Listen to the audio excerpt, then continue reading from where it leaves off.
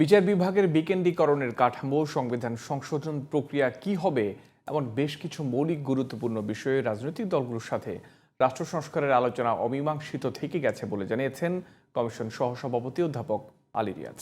বিকেলে জাতীয় সংসদের এলডি হলে ব্রিফিংয়ে সাংবাদিকদের তিনি এসব কথা বলেন। আলী রিয়াজ বলেন, জুলাই অভ্যুত্থানের গণহত্যায় জড়িত, ভোট জালিয়াতি ও দুর্নীতিতে অভিযুক্তদের চিহ্নিতকরণ এবং তাদের বিরুদ্ধে উপযুক্ত পদক্ষেপ গ্রহণের জন্য স্বাধীন তদন্ত কমিশন গঠন করার ব্যাপারে বেশিরভাগ দল একমত জানাচ্ছেন শাহরিয়ার বাঁধন। রাষ্ট্র সংস্কারের সুপারিশগুলো নিয়ে রাজনৈতিক দলগুলোর সাথে প্রথম ধাপের বৈঠক শেষ করেছে জাতীয় ঐকমত্য কমিশন। কমিশনের কার্য অগ্রগতি জানাতে সোমবার বিকেলে সংসদের এলডি হলে সাংবাদিকদের ব্রিফ করেন কমিশন সহসভাপতি ডক্টর আলী রিয়াজ। তিনি বলেন, সংবিধান সংশোধন সহ মৌলিক কাঠামোগুলোতে গুরুত্বপূর্ণ বিষয়গুলো নিয়ে রাজনৈতিক দলগুলোর সাথে আলোচনায় এখনো ঐকমত্যে পৌঁছানো যায়নি।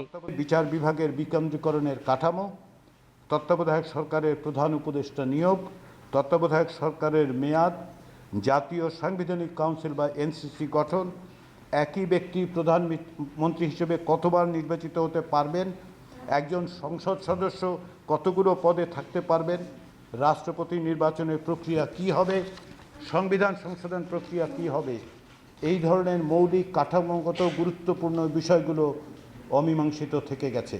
দেশের পুরাতন 4টি বিভাগের সীমানাকে 4টি প্রদেশে বিভক্ত করে প্রাদেশিক শাসন ব্যবস্থা চালু করার বিষয়েও বেশিরভাগ দল একমত হয়নি বলেও জানান ডক্টর আলী রিয়াজ।